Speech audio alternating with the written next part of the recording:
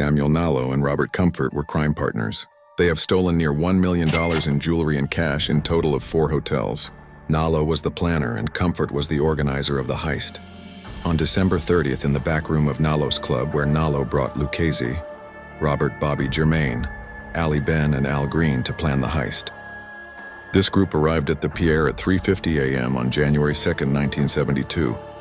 10 minutes later, Green, dressed in a chauffeur's uniform, drove a black Cadillac limousine up to the hotel's 61st Street entrance. Robert G. got out and told the security guard, "Reservations, Dr. Foster's party." The security guard called the registration desk and confirmed that a Dr. Foster, Comfort's alias, had paid for a room, and the guard unlocked the door. They held the guard at gunpoint as they entered the hotel.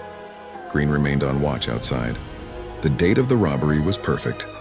Most of the hotel's guests were soundly sleeping off their escapades from the previous New Year's Eve extravaganzas, which they had attended wearing their finest jewels. The jewels were kept in safety deposit boxes downstairs until more secure bank vaults reopened at 9 GAs that morning.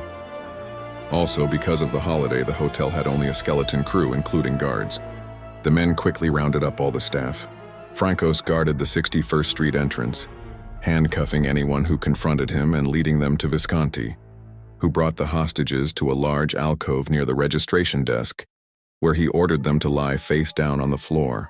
The number of hostages grew steadily, ultimately totaling 19, but the robbers had brought 36 pairs of handcuffs to deal with the situation. The robbers were all dressed in disguises. Nallo wore a huge wig, fake nose, and eyeglasses, and all the burglars wore gloves and carried guns. Nallo forced the hotel auditor to provide the index cards that matched the boxes to depositors. They only broke into lock boxes of people whose names they recognized, which included Harold Uris, Tom Yawkey, and Calliope Kulukundis. The burglars did not handcuff anyone who looked ill or sick, and referred to their hostages as Sir and Miss, never raising their voices.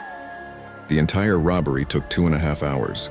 Within that time, Bobby G. and Comfort were able to break into close to 1/4 of the 208 lockboxes in the vault. At 6:15, Bobby Comfort informed the hostages that they were leaving and to not tell the police if they were able to identify anyone, or they would be murdered.